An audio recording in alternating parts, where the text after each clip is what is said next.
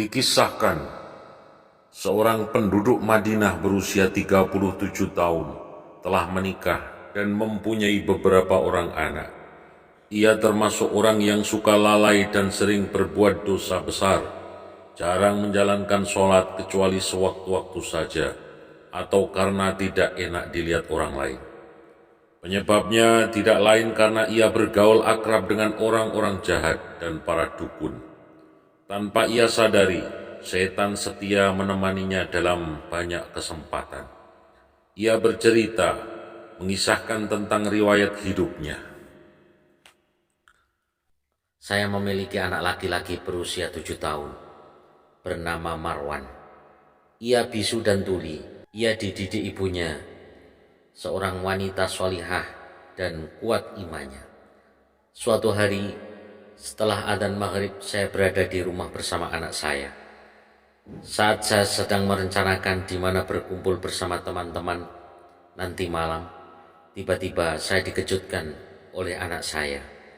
Marwan mengajak saya bicara dengan bahasa isyarat yang artinya, "Mengapa engkau tidak sholat, wahai Abi?" Kemudian ia menunjukkan tangannya ke atas. Artinya ia mengatakan bahwa Allah melihatmu.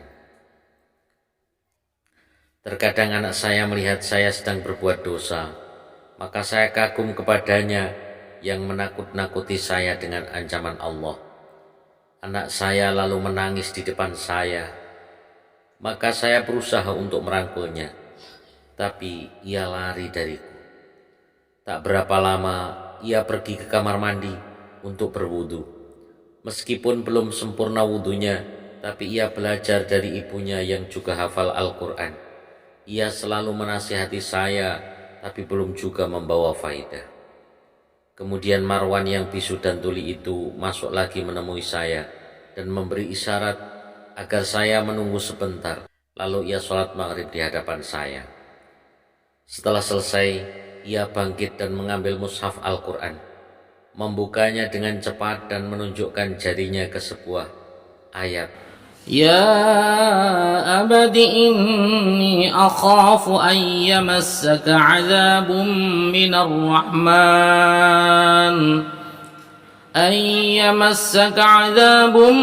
الرحمن فتكون للشيطان وليا.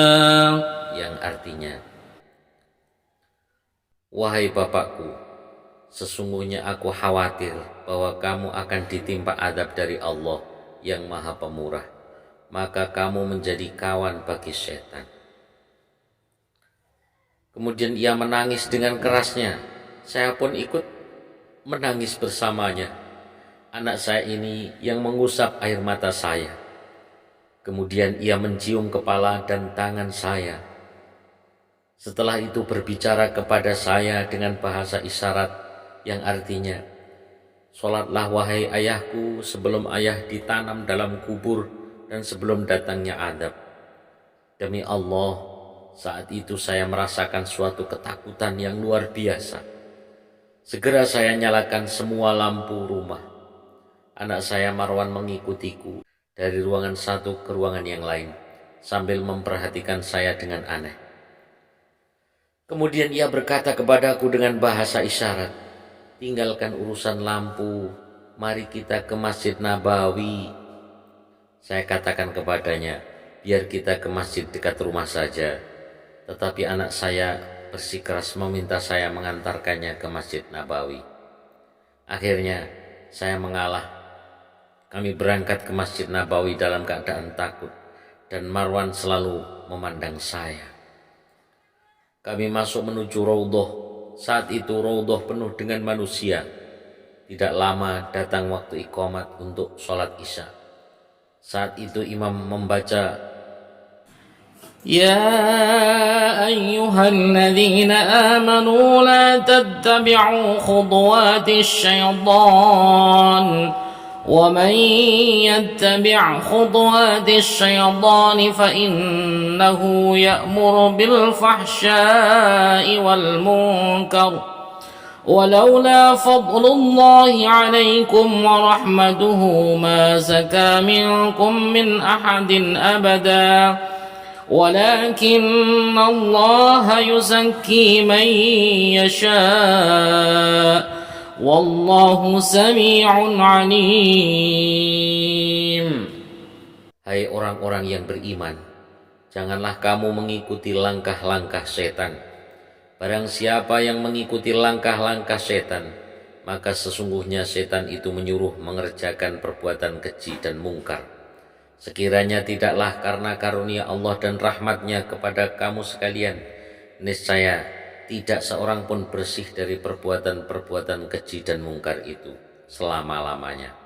Tetapi Allah membersihkan siapa yang dikehendakinya, dan Allah Maha mendengar dan Maha mengetahui. Saya tidak kuat menahan tangis. Marwan yang berada di sampingku melihat aku menangis. Ia ikut menangis pula. Saat sholat ia mengeluarkan tisu dari sakuku dan mengusap air mataku dengannya. Selesai sholat, aku masih menangis dan ia terus mengusap air mataku. 1 jam lamanya aku duduk sampai anakku mengatakan kepadaku dengan bahasa isyarat, "Sudahlah Abi." Rupanya ia cemas karena kerasnya tangisanku. Saya katakan, "Jangan cemas engkau nak." Akhirnya kami pulang ke rumah. Malam itu begitu istimewa karena aku merasa baru terlahir kembali ke dunia. Istri dan anak-anakku menemui kami. Mereka juga menangis, padahal mereka tidak tahu apa yang terjadi. Marwan berkata, "Tadi Abi pergi sholat di Masjid Nabawi."